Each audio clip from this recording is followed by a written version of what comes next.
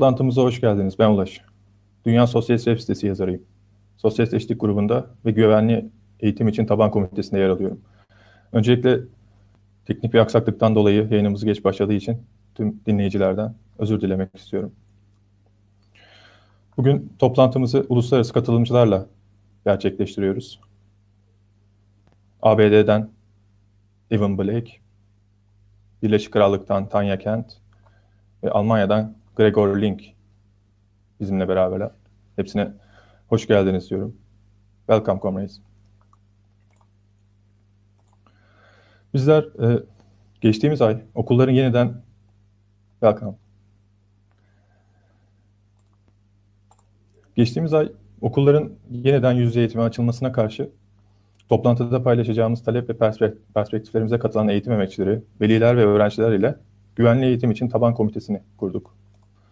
Komite olarak düzenlediğimiz bu ilk açık toplantıda az önce tanıttığım uluslararası katılımcılar da benden sonra sunumlarını yapacaklar.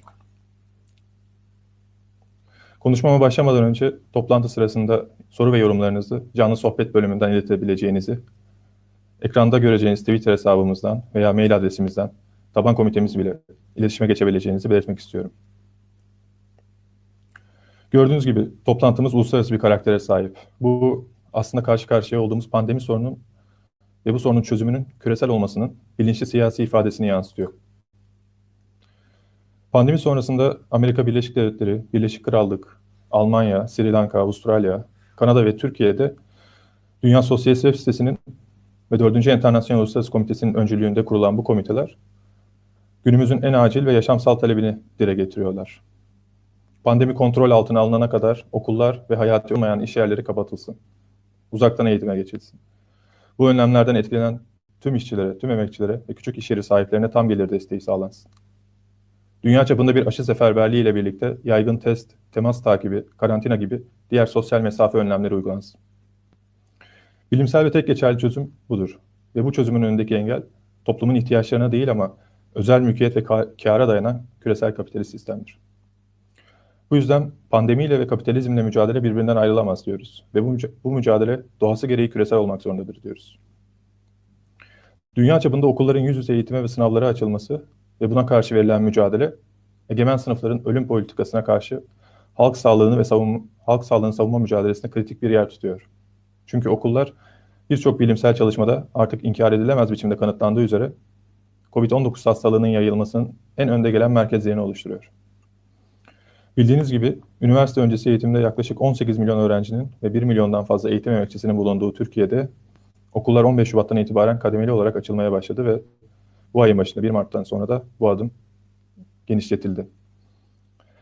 Hükümetin egemen sınıfın çıkarları doğrultusunda izlediği genel açılma ve sözde kontrollü normalleşme politikasının parçası olan bu adım, muhalefet partilerinden ya da sendikalardan ciddi bir itiraz olmaksızın hayata geçiriliyor. Yıkıcı bilançoya bakacak olursak, Zeki Berk'in hazırladığı bu grafik,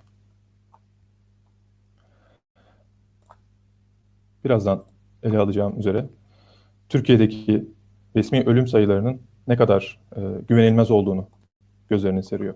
Ama onun öncesinde dünya genelinde toplam COVID-19 ölümlerinin 2,6 milyonu geride bıraktığını vurgulamak lazım. Türkiye'de ise bu rakam resmi olarak 30 bine yaklaşıyor.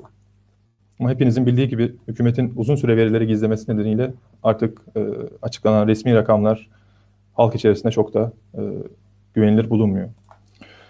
Zeki Berk'in ekrandaki grafiği vefat sayılarının güvenilmezliğini son derece çarpıcı bir şekilde gösteriyor ki diğer ülkelerde de vefat sayılarının tam olarak gerçeği yansıtmadığının altını çizmek lazım. Ancak salgın gerçeklerin halktan gizlenmesi yalnızca hükümetin verileriyle sınırlı değil. Türkiye'de pandeminin başından beri 98 bin fazla ölüm meydana geldiğini hesaplayan Güçlü Yaman, bu grafiği yorumlarken Burcu ve muhalefetin hükümetle işbirliğini şöyle ifade ediyordu. Sözlerini aktarıyorum. Hükümet gibi salgının gerçek sonuçlarını çok uzun süre halktan gizleyen CHP'li belediyelerin aşağıdaki kırmızı çizginin bu kadar düz kalabilmesine katkısını da unutmayalım. İstanbul başta olmak üzere muhalefetin kontrolündeki belediyelerde COVID-19 ölüm sayıları bir süredir hala açıklanmıyor ki bir dönem açıklanmıştı ve gerçek durumun ortaya çıkmasında ne kadar önemli verilerin gizlendiğini görmüştük. Gerçeklerin gizlendiği ve salgının şiddetlendiği bu koşullarda haftalardır milyonlarca öğrenci kalabalık sınıflara doluşuyor. Tıktım tıktım toplu taşıma araçlarını veya servisleri kullanıyor. Sayısız öğretmen ve çocuk okula gidip geldiği günlerini sürekli bir kaygı içinde geçiriyor. Bu sadece hastalığa yakalanma kaygısı değil, hastalığı sevdiklerine bulaştırma ve bunun olası sonuçlarından duyulan haklı korkudur. Uzun zamandır titizlik ve sosyal mesafe önlemlerine uyan, ancak okullar açıldıktan sonra koronavirüse yakalanan bir öğretmen, dün sosyal medyada yaptığı açıklamayla aslında milyonlarca insanın kaygılarını dile getiriyordu. Ekranda gördüğünüz basına yansıyan haberler, 15 Şubat'tan beri özellikle de 1 Mart'tan sonra çok sayıda okulda vaka tespit edildiğini ortaya koyuyor.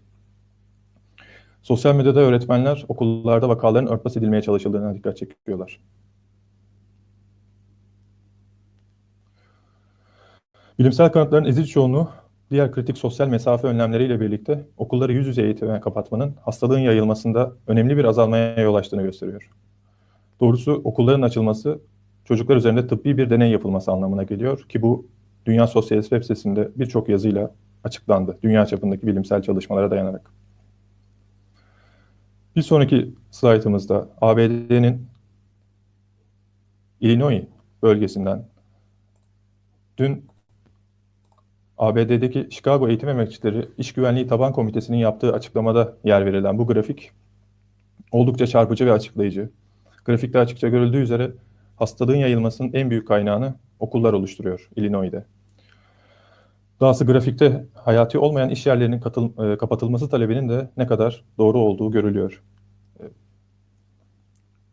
Vakaların büyük bir çoğunluğu iş yerleri ve okullar kaynaklı. Devam edecek olursak, bizler geçtiğimiz ay yaptığımız açıklamada okulların açılmasının pandeminin şiddete devam ettiği koşullarda çocukların, öğretmenlerin ve tüm toplumun sağlığını tehlikeye attığına özellikle dikkat çekmiştik. Türkiye'de Eylül ayından itibaren okulların kademeli olarak yüz yüze eğitime açılmasının hastalığın yayılmasına ve Kasım-Aralık aylarında ortaya çıkan feci duruma katkısı inkar edilemez. Kasım ve Aralık aylarında vaka sayısı günde 30 binlere kadar çıkmış. Ölümler günde 250'yi geçmişti. Sağlık sisteminin çökmeye doğru gitmesi ve artan toplumsal muhalefet nedeniyle bildiğiniz gibi Kasım sonundan itibaren sınırlı kısıtlamalar uygulamaya kondu ve okulların yüz yüze eğitime kapatılmasıyla da birlikte vaka sayısının 5 binlere kadar düşmesine tanık olduk. Oysa bugün resmi vaka sayısı yeniden 15 bin üzerine çıkmış durumda ve günlük ölüm sayısı 60'ın üzerinde ve ne yazık ki bu rakam büyük olasılıkla artacak önümüzdeki günlerde. Daha bulaşıcı ve aşılara daha dirençli oldukları düşünülen virüs varyantları ülke geneline yayılıyor ve bizzat Sağlık Bakanlığı tarafından bu itiraf ediliyor. Dahası bilim insanlığı bir 3. dalga uyarısı yapıyor önümüzdeki günler için. Ve bu uyarıyla birlikte tam kapanma ve aşı seferberliği çağrısında bulunuyorlar. Üstelik geçtiğimiz yıl Mart'ta Sağlık Bakanlığı'nın daha ilk COVID-19 vakasını tespit ettiğini açıklamasının üzerinden çok geçmeden okullar yüz yüze eğitime kapatılmıştı. Peki tüm bunlara rağmen okulları yüz yüze eğitime açma ısrarının nedeni ne? Açıklamamızda tüm kariyerlerini eğitimin özelleştirilmesiyle geçirmiş ve gençliğe hiçbir gelecek sunamayan politikacıların çocukların temel ihtiyaçlarıyla ilgilendiklerini ileri sürmenin bir saçmalıktan ibaret olduğunu vurgulamıştık. Tüm dünyada olduğu gibi Türkiye'de de okulların yüz yüze eğitime açılmasının tek bir amacı bulunuyor. Ebeveynlerini şirketler için kar yaratmak üzere işe gönderebilmek adına çocukları evlerinden çıkarmak. Sağlık Bakanlığı geçtiğimiz ay Yükseköğretim Kurulu'na verdiği tavsiyede şunları ifade etti. Son 3 haftadır ülkemizde vaka sayısının yeniden artışa geçmesi daha dikkatli davranılmasını gerektirmektedir.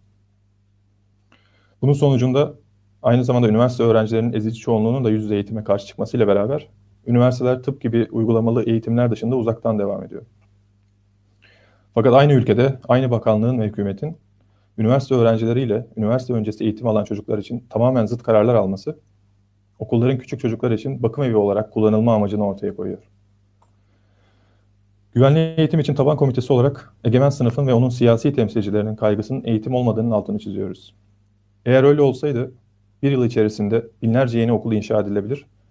Geçtiğimiz günlerde atanma talebiyle Ankara'da protesto düzenleyen öğretmenler, yani yüz binlerce atanmamış öğretmen istihdam edilebilir ve en fazla 15'er kişilik sınıf ortamları yaratılabilirdi. Oysa devletin uzaktan eğitim için gerekli olanakları bile sağlamamasından dolayı yüz binlerce belki de milyonlarca öğrenci uzaktan eğitimden yoksun kaldı geçtiğimiz bir yılda. Üstelik öğretmenlere aşı yapılacağı resmen açıklanmasına rağmen bugüne kadar 1 milyondan fazla öğretmenin sadece 100 bin kadarı aşılanmış durumda. Dahası bir toplum bağışıklığına ulaşmak için nüfusun en az %60'ının ya da 70'inin aşılanması gerektiği ve çocukların da hastalıktan muaf olmadığı bilindiğine göre sadece öğretmenlerin aşılanması da bir çözüm olmayacak. Bugün itibariyle 2 doz aşılanan kişi sayısı Türkiye'de 3 milyon 131 bin ve bu toplam nüfusun sadece %3,4'üne denk geliyor. Yani bu hızla gerekli seviyede aşılamaya ulaşılması yıllar sürebilir. Tüm dünyada olduğu gibi Türkiye'de de toplumun kaynakları pandemiyi kontrol altına almak ve güvenli eğitim için koşulları yaratmak yerine tepedeki bir avuç zengine aktarıldı. Halkın çoğunluğunun çıkarları ile egemen sınıfın çıkarları arasındaki uzlaşmazlık, geçtiğimiz yıl her ülkede borsa ile Covid-19 ölümleri arasındaki ilişkide en çarpıcı ifadelerinden birini buldu. Türkiye'de geçtiğimiz Aralık ayı sonunda koronavirüs ölümleri günde 254 ile en yüksek seviyesine çıkarken resmi olarak, Borsa İstanbul'da yılı tarihi zirvesi olan 1476 puanla kapadı. Pandeminin başında 23 Mart'taki seviyesi borsanın 842 puanıydı. Borsa şu anda 1550 puan seviyesinde. Bu yükselişi mümkün kılan geçtiğimiz Mart ayından beri mali piyasalara 100 milyarlar akıtılmasıdır. Hükümet muhalefet ortaklığında yürütülen bu politika sonucunda 2020 yılının ilk 9 ayında en çok kar eden ilk 10 bankanın karı 2019 yılına göre %36 arttı. Büyük şirketler karlarını katladı. Örneğin Koç Holding'in konsolide net karının 2019 yılına göre %111 artarak 9,27 milyar liraya ulaştığı açıklandı. Mali piyasalara aktarılan devasa meblağlarla elde edilen servetlerin işçilerin sömürülmesiyle elde edilecek artı değerle karşılanması gerekiyor. İşte bu yüzden tüm dünya hükümetlerinin ortak politikası pandemiye rağmen işçileri iş yerlerine, öğrencileri de okula gönderme şeklindedir.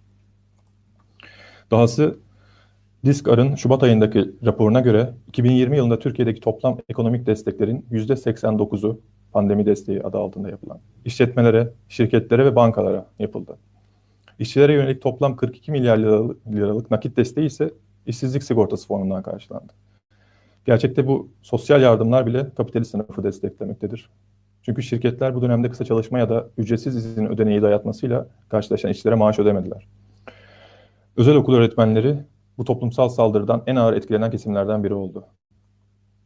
Tıp bayramlarını kutladığımız ve kendilerine saygılarımızı ifade ettiğimiz sağlık emekçileri başta olmak üzere tüm işçi sınıfı pandeminin bedelini canıyla, sağlığıyla ve yaşam koşullarının gerilemesiyle ödüyor.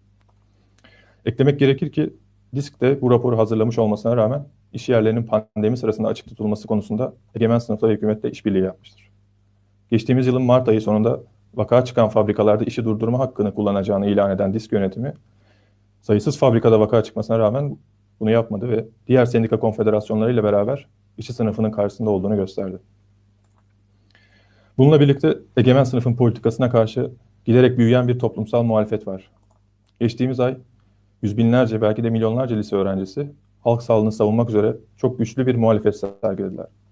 Twitter'da günler boyu milyonlarca tweet atarak yüz yüze sınavlara karşı çıkan lise öğrencileri hükümetin politikasının hiçbir şekilde desteklenmediğini ortaya koydular. Dahası Öğrenci Veli Derneği'nin veliler arasında yaptığı ankette velilerin %91,5'inin öğrencilerin yüz yüze sınavlara katılmasını istemediğini ortaya koyuyordu. Lise öğrencileri bugün de haklı mücadelelerini sürdürüyor ve yüz yüze eğitim ve sınavlar iptal edilsin sloganını yükseltiyor. Ancak bu muhalefetin yalnızca sosyal medyada dile getirilmesinin yetersiz olduğu ortadadır. Geçtiğimiz Eylül ayından beri Polonya, Yunanistan, Fransa ve Almanya gibi ülkelerde özellikle lise öğrencileri okulları boykot ederek hayatları kurtarmak için izlenmesi gereken yolu göstermişti. Güvenli Eğitim için Taban Komitesi, kampanyalarını sürdüren lise öğrencilerine bize katılmaya, kendi taban komitelerini kurarak harekete geçmeye çağırıyor. Doğrusu pandeminin birinci yılını geride bırakırken, uluslararası ölçekte ilk kapanma politikalarına neyin sebep olduğunu hatırlamak çok önemli. 10 Mart 2020'de İtalya'daki otomotiv işçileri arasında başlayan ve ülke geneline yayılan fiili grev dalgası, çok geçmeden Avrupa'nın çeşitli ülkelerinin yanı sıra Kanada ve ABD'ye sıçramıştı. Dünya Sosyalist Web sitesinin belirttiği gibi, işçi sınıfının bu ilk eylemleri İşyerlerinin ve okulların kısmi olarak kapatılmasını dayatarak sayısız hayatı kurtardı. Bugün pandeminin şiddetle devam ettiği ve hükümetlerin tüm dünyada sürü bağışıklığı denilen ölüm politikasını izlediği koşullarda olduğumuz açık. Bu koşullarda daha fazla ölümü ve acıyı engellemek için acil önlemler alınması, eğitim emekçileri de dahil olmak üzere işçi sınıfının ve gençliğin tüm düzen partilerinden ve sendikalardan bağımsız müdahalesine bağlıdır. Taban komiteleri, sendikaların bu egemen sınıf politikasına doğrudan ya da dolaylı olarak ortak olması karşısında işçilerin çıkarlarını savunabilmeleri için zorunlu bir araç olarak ortaya çıkıyor.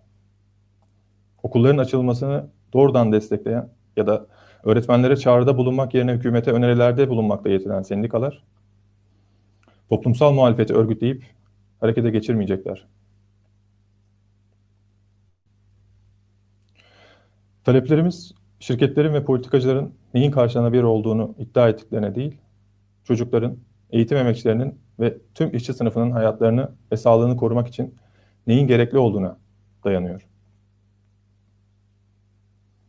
Bizler, tehlikeli koşullarda okulların açılmasına karşı halk sağlığını ve kamusal eğitimi savunmak için işçi sınıfını bağımsız bir güç olarak seferber etmeyi amaçlıyoruz. Bizleri dinleyen tüm eğitim emekçilerini, velileri ve öğrencileri bizimle iletişime geçmeye ve bulunduğunuz yerlerde taban komiteleri kurmaya çağırıyoruz. Temel demokratik bir hak olan örgütlenme hakkımızı kullanmamız halinde soruşturma, baskı ya da işten çıkarma tehdidiyle karşılaşabileceğimizin farkındayız. Bu nedenle bu mücadeleye katılanların mahremiyetini koruyacağımızın altını çiziyoruz. Halk sağlığı açısından hayati önem taşıyan bu mücadeleyi genişletmenin önemini bir kez daha vurgulayarak, bize katılın çağrımızı yineleyerek konuşmamı noktalamak istiyorum. Comrade Evan, can you start, please? Yes, can you hear me? Yes, go ahead, please. Okay. Merhaba yoldaşlar. My name is Evan Blake. I used to teach special education in California, and I write on education for the World Socialist website. Thank you for having me on today's meeting of the Rank and File Committee for Safe Education in Turkey. The founding of your committee is a highly significant development, both for educators and workers in Turkey, as well as the international working class. Here in the United States, we formed networks of rank and file committees among educators, auto workers, and Amazon workers, many of whom have followed with great interest the founding of your committee, as well as similar committees in Britain and Germany, which we heard from Tanya and Gregor, as well as Australia and Canada and Sri Lanka. These committees, many of which have been formed during the pandemic, are now a critical weapon to organize the entire working class on a global scale, which is what's necessary to contain the pandemic. In every country, we're fighting to popularize a program to close all schools and non-essential workplaces while providing full economic security for all workers affected. This necessary program will only be implemented through the conscious struggles of the working class in opposition to capitalism and imperialism, which place profits and the national interests of the capitalists in each country above all the social needs of the workers. Thursday marked 1 year since the World Health Organization, WHO, declared the outbreak of COVID-19 a global pandemic. Over 120 million people have officially been infected worldwide, and over 2.6 million have died, both of which are underestimates of the true scale of the devastation wrought by the pandemic. The past year has sharply exposed the brutality of world capitalism. In the US, this was embodied by the Trump administration, which purposefully downplayed the dangers of the pandemic in order to prevent a collapse of the stock market.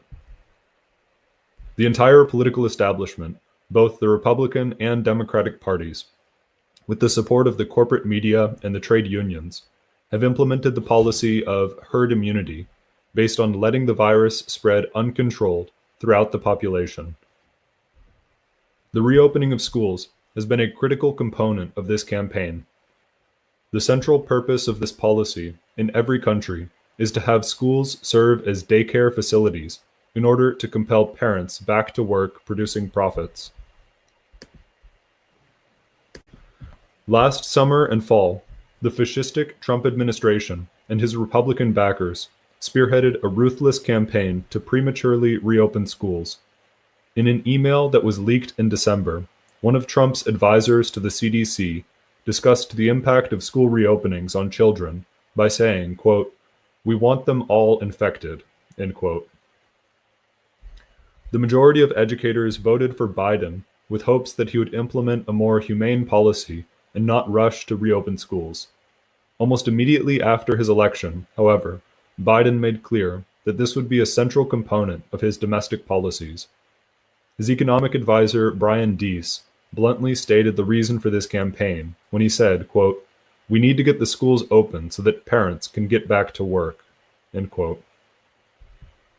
Since his inauguration on January 21st, Biden has been even more ruthless than Trump in pursuing school reopenings. The key difference is that he's now doing it with the full support of the teachers' unions. Above all, the American Federation of Teachers and the National Education Association, whose leaders are in regular contact with the White House.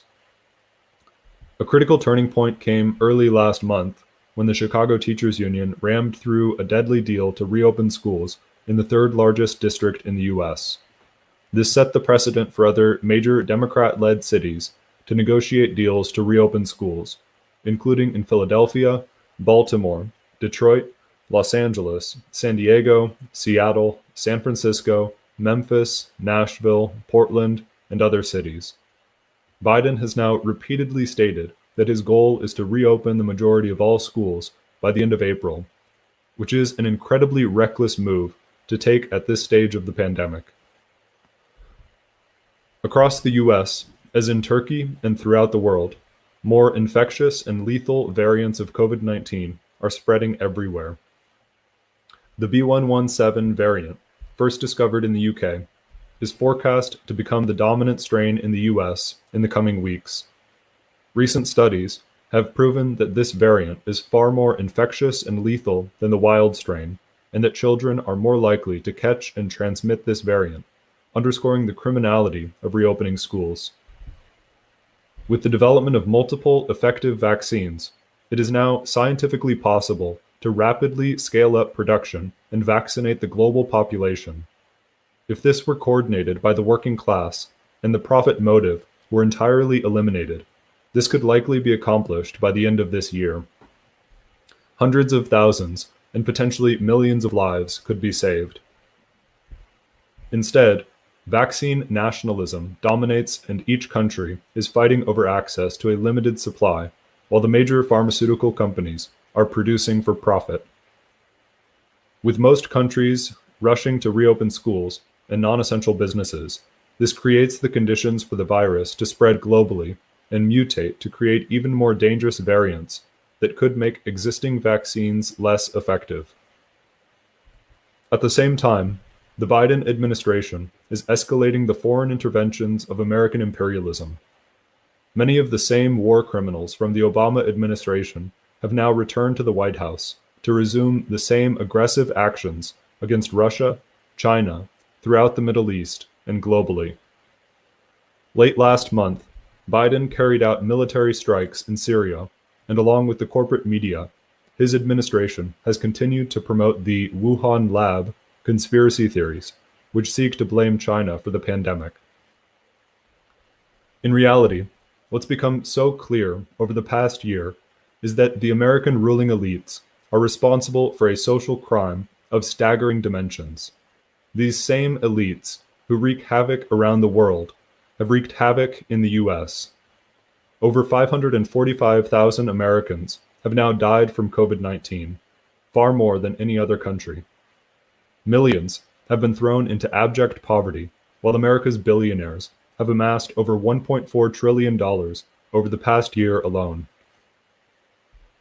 The situation facing educators and all workers in the US is quite dire. Throughout the past year, public education has been under relentless assault, with massive budget cuts and layoffs throughout the country.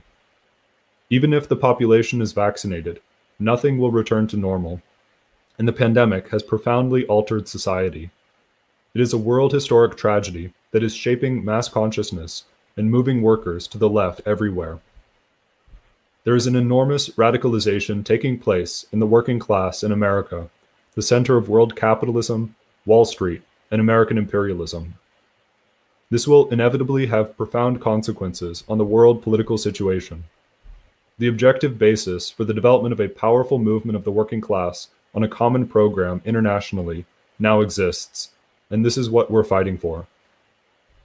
In the US, we formed rank-and-file committees among auto workers throughout the Midwest, Amazon workers in Baltimore, and educators in Michigan, Chicago, Los Angeles, New York City, San Diego, Tennessee, Alabama, Texas, and Pennsylvania, with plans to form more committees in other cities and states. We stand with your committee in Turkey, Britain, and Germany, and support your struggles wholeheartedly. Only by uniting workers on a world scale can we put an end to this pandemic and rebuild society on new, socialist foundations based on social equality and scientific planning. The pandemic has shown, above all, the need to unite workers all over the world, which only the International Committee of the Fourth International and the World Socialist website are fighting to realize. I encourage everyone on the call to not only build these committees throughout Turkey, but also to join our movement and take up the fight for socialism. Thank you.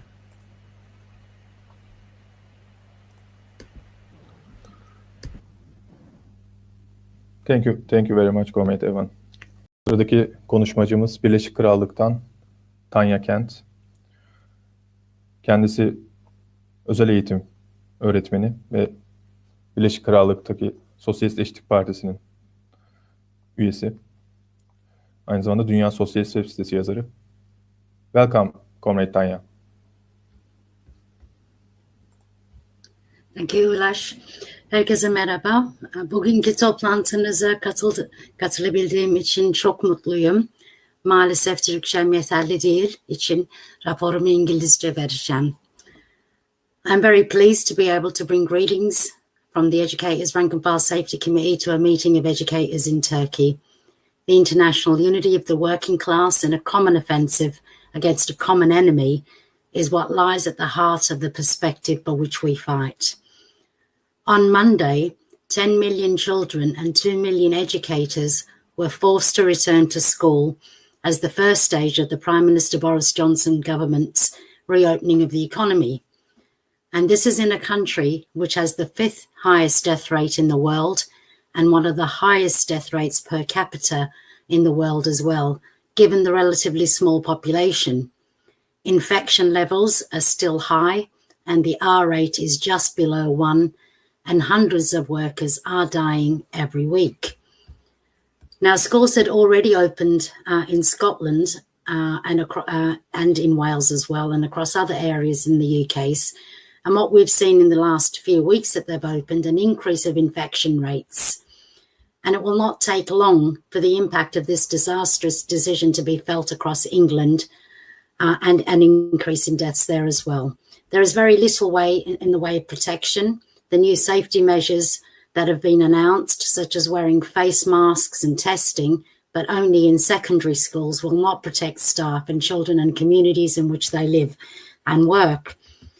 There has been wall-to-wall coverage in the mass media presenting school reopenings as being positive, joyous occasion. Clips of happy children, parents and teachers were all aired alongside statements by politicians and trade union leaders exclaiming that this is absolutely the right thing to do, hailing children's rights to an education and insisting that schools are safe.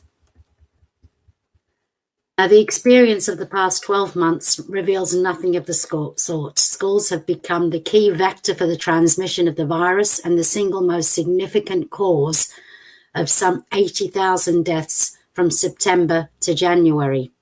And one might add that the infection rates were far lower in September when schools reopened than they are today. In September, the ONS reported that 1 in 1,400 people in England had had COVID-19. The latest figure is that 1 in 220 have COVID. The risks are very clear. Johnson made two things clear when he announced his roadmap to reopening the economy on February the 22nd. that there will be more deaths, and that the ruling class who dictate government policy will not countenance another lockdown. A conservative estimate of the numbers who will be culled was referenced by SAGE, who are the scientific advisors of the government, that they anticipate that there will be another 58,000 deaths to June, and other estimates run as high as 140,000 deaths, a greater toll than we have found up into the third wave of the pandemic. One of the scientists, Professor Haywood, who's a member of SAGE, said, I think, given the societal trade-offs, we are having to live with a degree of mortality that will be substantial. For the ruling class, lives are just a trade-off for what? This is not stated, but it is the pursuit of ever more profits for the ruling class who have seen their wealth increase in their billions during the pandemic. It was in the UK that the policy of herd immunity pursued by the world governments was first publicly admitted. Even Sweden had denied that they were doing this. Its essence is to sacrifice the lives of the most vulnerable, the poorer sections, and the working class in defence of profit. We are now told that we must accept losing our loved ones prematurely, and that the cure is worse than the disease, and that we have heard all of this before, and we have fought it, we have denounced it, and have opposed it repeatedly. But the ruling class has been able to withstand such opposition and prepare worse crimes to come is due to the criminal role that's been played by the Labour Party and the trade union bureaucracy. There is immense opposition that exists amongst educators who want to protect lives, but in the UK, the Labour Party and the unions work as loyal enforcers for the corporations and the government. When schools were forced to close in March 23 last year, it was due to a mass rebellion of teachers and workers who refused to send their children to school. The unions called no action whatsoever. The first lockdown allowed the government to carry out an unprecedented bailout of the corporations and the super rich. They then moved quickly to force children back to school and their parents back to work. Johnson announced plans for the full reopening of primary schools and partial reopening of secondary schools back in June. This was again met with overwhelming opposition as 400,000 teachers signed a petition opposing the reopening of schools without proper safety measures. Millions of parents refused to send their children back. The campaign in June was an unmitigated disaster for the government and the ruling class. The Education Secretary, Gavin Williamson, was forced to delay a full reopening of the schools until September. And this was a disaster as well. And Johnson was forced to declare yet another lockdown in November. But that one excluded schools. The education unions did nothing to oppose this. With the pandemic reaching catastrophic levels by the end of December, by the school holidays, the National Education Union, the so-called Left Education Union, called only for a 2-week delay in the reopening of schools in the new year. But the education unions were forced to change track in the face of a growing rebellion of school workers, which was reflected in a 400,000 strong meeting, an online meeting of the NEU before the schools were due to reopen. To avoid industrial action, the unions advised their members to individually refuse to return to work by citing individual safety concerns under Section 44 of the Workplace Health and Safety Act. Fearing a wider rebellion in the working class, the government declared a third national lockdown, and this time schools were included the very next day.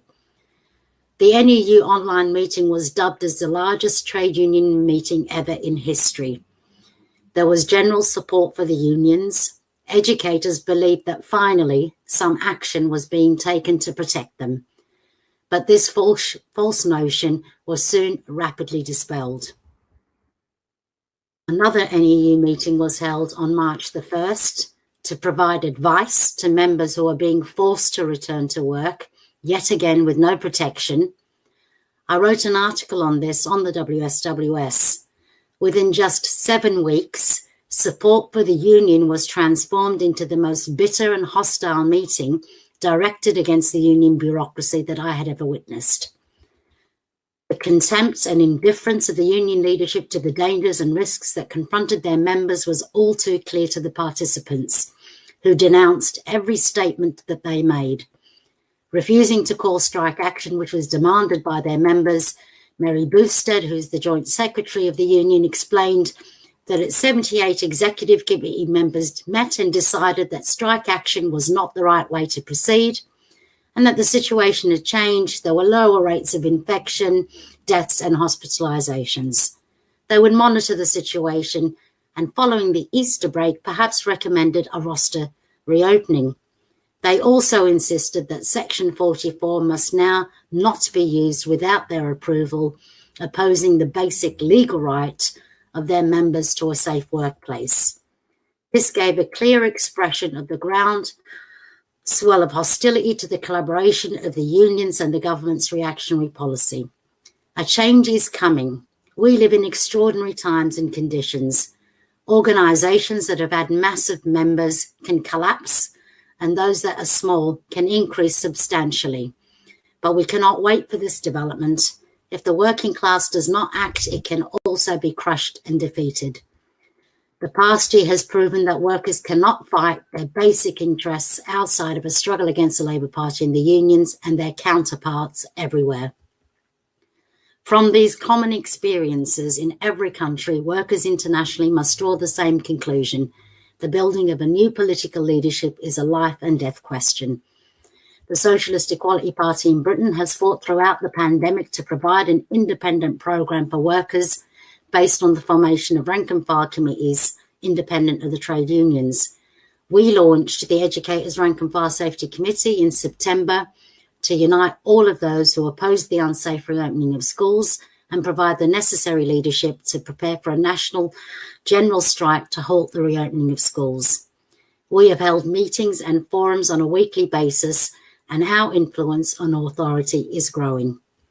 We are confident that we will cut a path to broader sections of workers as we provide the only viable programme to protect lives. And I am confident that your committee will do the same. I look forward to our collaboration in this historic endeavour. Çok teşekkürler.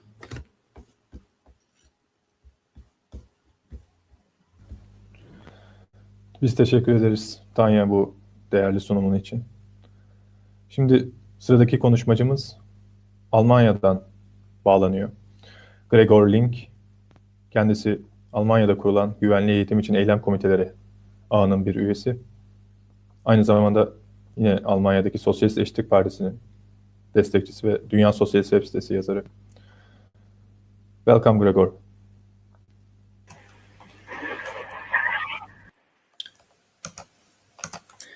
Merhaba. Thank you very much, Ulaş. Sorry, we cannot see you. Can you open your camera?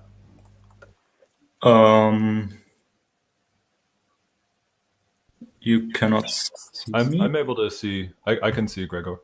Yeah. I opened my camera. It is fine now. It is fine now, right. Well, thank you for the opportunity to speak at this very important meeting. I would like to support the notion that was talked about already, that an independent intervention of the international working class is absolutely indispensable to finally put an end to the pandemic. We are confronted with a global catastrophe for which the capitalist ruling elites of the main imperialist powers are entirely responsible. The character of their respective policies is virtually indistinguishable, as they all pursue an essentially fascist strategy of herd immunity and mass infection, putting profits and share values far above working class lives. As a result of decisions to reopen schools and retail, the pandemic in Germany, as in Central Europe more broadly, is in the midst of another upsurge, worse even than the mass dying that occurred in December and January. 1 year ago, Germany was hailed internationally as a sort of role model for how to cope with the pandemic. These times are over. Germany roughly has the same population size as Turkey. In December and January alone, 40,000 people died of COVID in Germany, while 4,000 people died in Europe each day. Currently, still only 3.1% of the population have received an immunization, and the more dangerous strain of coronavirus B.1.1.7 was allowed to run free. It now accounts for 55% of all new infections. All serious virologists and epidemiologists are anticipating a catastrophe. Virologist Melanie Brinkmann, for example, has said that by the end of the year, 180,000 people under the age of 60 would die if restrictions are eliminated. This is referring to Germany alone. If the elderly continue to go unvaccinated and unprotected, and if the healthcare system again reaches capacity, the death toll could reach millions in Germany alone. Scientists further agree that under conditions where mass testing capacities are not in place, retail, schools, and daycare centers must remain closed. But on behalf of the German and European bourgeoisie, all parliamentary parties, from openly right-wing parties to the pseudo-left, are pushing through a murderous agenda of profit before lives. This, quote, policy of death, end quote, as the Socialist Equality Party has come to call it, insists that a real shutdown of non-essential industry and commerce must be ruled out under all conditions. Since the pandemic began, workers were continuously forced into unsafe workplaces. There has never been a single industry shutdown in Germany, even though the large banks and corporations received billions in funds from the federal government and from the European Central Bank in order to stabilize their balance sheets. Now, as COVID is wreaking havoc in factories and utilities, without the health authorities acknowledging the role of workplaces, corporations and government plan to destroy millions upon millions of jobs in retail, manufacturing, industrial services, and other areas. But opposition against this capitalist program of mass death, poverty, and disease is growing. During the last 2 months, workers at the airport company Visag in Frankfurt, one of Europe's largest airports, have been fighting back against hundreds of sackings in the winter of last year. Entirely abandoned and ignored by the mainstream media and the major unions, they went on hunger strike for more than 2 weeks.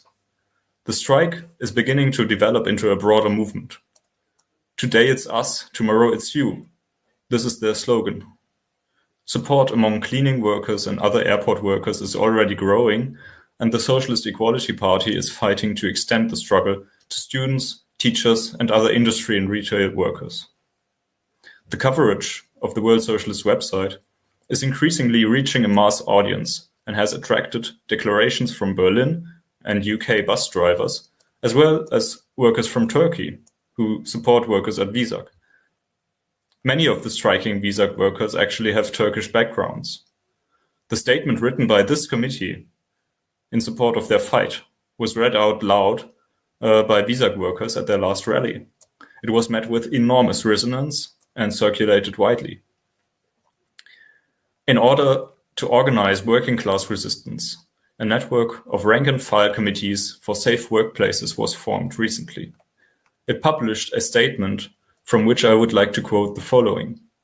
Quote, "After months in which our labor has created the corporation's profits under the most adverse conditions of the pandemic, many of us are now to be thrown on the street. Almost all companies are now taking advantage of the terrible consequences of the pandemic to implement long-planned restructuring measures and attacks on jobs, wages, pensions, and working conditions.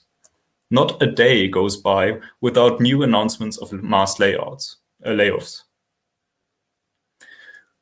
This is what we are organizing resistance against," they say.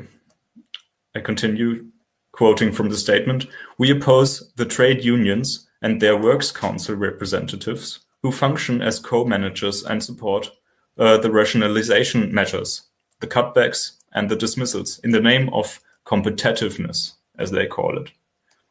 we expose the mafia-like structures and machinations of the works councils, which often exert pressure by holding one-on-one meetings with workers to push through job cuts.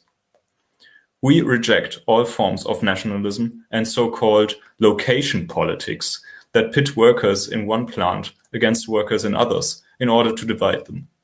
We fight for international solidarity and for a global strategy. Neither the coronavirus nor the social attacks of the corporations recognize national borders. Workers everywhere face the same problems, which can only be solved together. The statement then goes on to raise the following demands, which, in my opinion, must become the basis for united opposition of workers internationally. They say, I quote, "Immediate closure of all non-essential production until the pandemic is under control. Full pay for all affected workers. Real and effective safety measures must be implemented in essential workplaces, such as food and medical supply manufacturers, overseen by health and safety committees in consultation with public health and infectious disease experts. Access to all information to gain an accurate, detailed, and comprehensive picture of the spread of the pandemic in the different workplaces. And finally, defend every single job and demand a public employment program in socially important areas such as education, health, and environmental protection."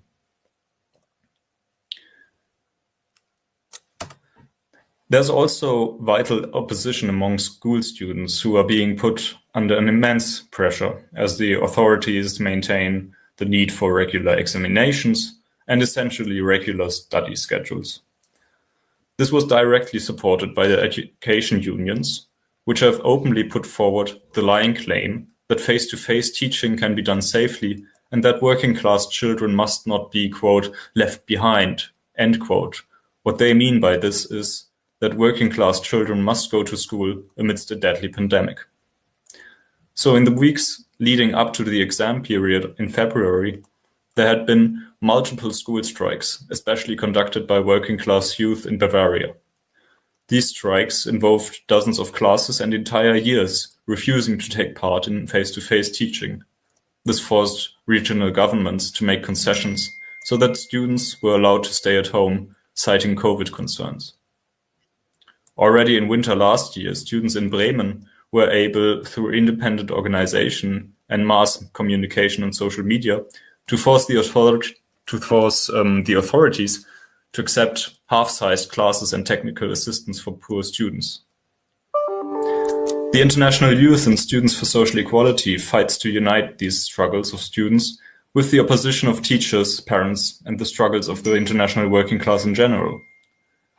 At one of the regular meetings held by the network of rank-and-file committees for safe education, participants adopted a resolution which I would like to quote as well.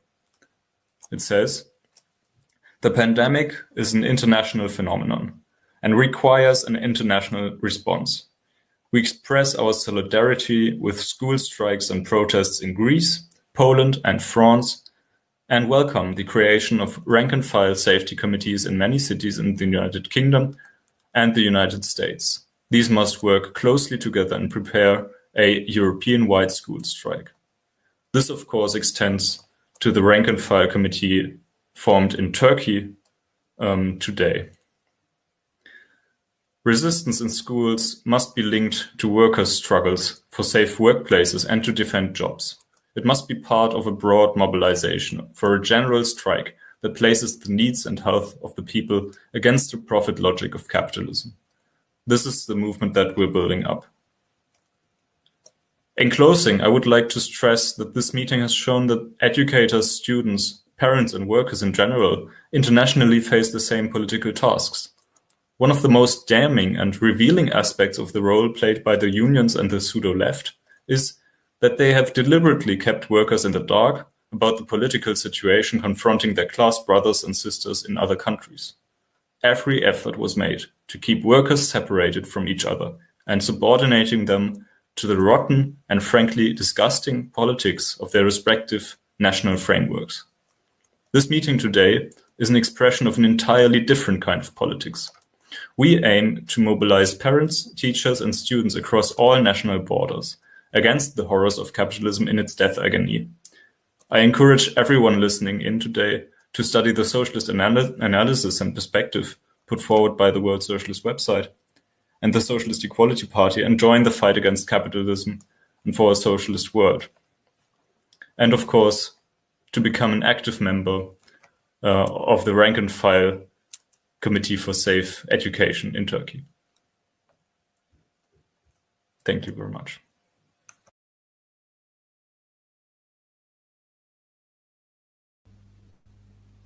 Thank you very much, Comrade Gregor.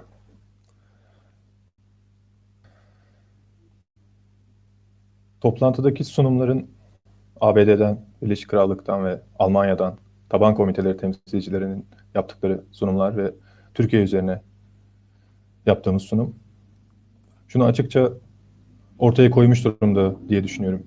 Tüm dünyada eğitim emekçileri de dahil olmak üzere işçi sınıfı, dünya nüfusunun çoğunluğunu oluşturan insanlar aynı sorunlarla karşı karşıya ve bunun çözüm yolu da aynı.